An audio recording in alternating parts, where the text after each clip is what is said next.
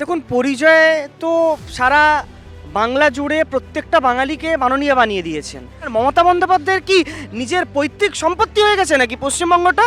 উনি মুখ্যমন্ত্রী, ওনার কাজ আছে মানুষের জন্য কাজ করার। উনি কি পশ্চিমবঙ্গটাকে নিয়ে পৈতৃক সম্পত্তি বানিয়ে দিয়েছেন? আর 4 মাস পর তৃণমূল কংগ্রেসকে মানুষ গাছে আর যেখানে গাছ পাবে না সেখানে ল্যাম্পপোস্টে বাঁধার কিন্তু এখন থেকে পরিকল্পনা করছে। একেবারেই আমরা দেখছি তৃণমূল কংগ্রেসের তরফে বলা হচ্ছে যে ভোটের আগেই বাংলায় আবার পরিযায়ীদের আনাগোনা, কি বলবেন? দেখুন, পরিচয় তো সারা বাংলা জুড়ে প্রত্যেকটা বাঙালিকে মাননীয় বানিয়ে দিয়েছেন। যে আজকে গ্র্যাজুয়েশন করে নিচ্ছে তার যদি চাকরি চাই তাকে পরিচয় হয়ে অন্য রাজ্যে চলে যেতে হচ্ছে। যদি কেউ মাস্টার্স করছে, যদি কেউ পিএইচডি করতে চায় তাকে বাইরের রাজ্যে চলে যেতে হচ্ছে। যদি কেউ আইটি সেক্টরে কাজ করতে চায় তাকে বাইরে চলে যেতে হচ্ছে। প্রত্যেকটা মানুষকে তো পরিচয় বানিয়ে দিয়েছে এই মমতা বন্দ্যোপাধ্যায়ের সরকার। কোন মুখে উনি পরিযায়ী শ্রমিকের কথা বা পরিচয়ের কথা বলছেন, নেতাদেরকে পরিচয় বলছেন? আর মমতা বন্দ্যোপাধ্যায়ের কি নিজের পৈতৃক সম্পত্তি হয়ে গেছে নাকি পশ্চিমবঙ্গটা? উনি মুখ্যমন্ত্রী, ওনার কাজ আছে মানুষের জন্য কাজ করার।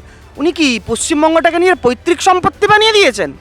এই পশ্চিমবঙ্গ ভারতের অঙ্গরাজ্য, আর ভারতের অঙ্গরাজ্যের হওয়া কারণে যে যেখানে পারবে যেতে পারবে, আসতে পারে প্রতিটি ভারতীয় যেখানে পারবে যেতে পারবে, যেখানে চায় সেখানে যাবে। মমতা বন্দ্যোপাধ্যায়টা আটকাবে না, ওনার কোনো অধিকার নেই। এর আগে আমরা দেখেছিলাম যে অভিষেক বন্দ্যোপাধ্যায় তিনি বলেছিলেন বিএলওদের গাছে বেঁধে পেটান। তার পরবর্তী সময় আমরা কিন্তু দেখলাম পার্থ ভৌমিক তিনিও এবার একই কথা বলছেন। তিনি বলছেন যদি বৈধ ভোটারদের নাম বাদ যায় সেক্ষেত্রে অভিষেক বন্দ্যোপাধ্যায়, মমতা বন্দ্যোপাধ্যায় বাংলায় আগুন জ্বালিয়ে। কোনো বৈধ ভোটারের নাম এখনও অবধি বাদ যায়নি আর যাবেও না। আর গাছে বেঁধে পেটানোর কথা, দেখুন, আর 4 মাস পর তৃণমূল কংগ্রেসকে মানুষ গাছে আর যেখানে গাছ পাবে না সেখানে ল্যাম্পপোস্টে বাঁধার কিন্তু এখন থেকে পরিকল্পনা করছে। বাংলার মানুষ বুঝে নেবে কাকে গাছে বাঁধবে আর কাকে মাথায় তুলবে। আর 4 মাসের প্রতীক্ষা।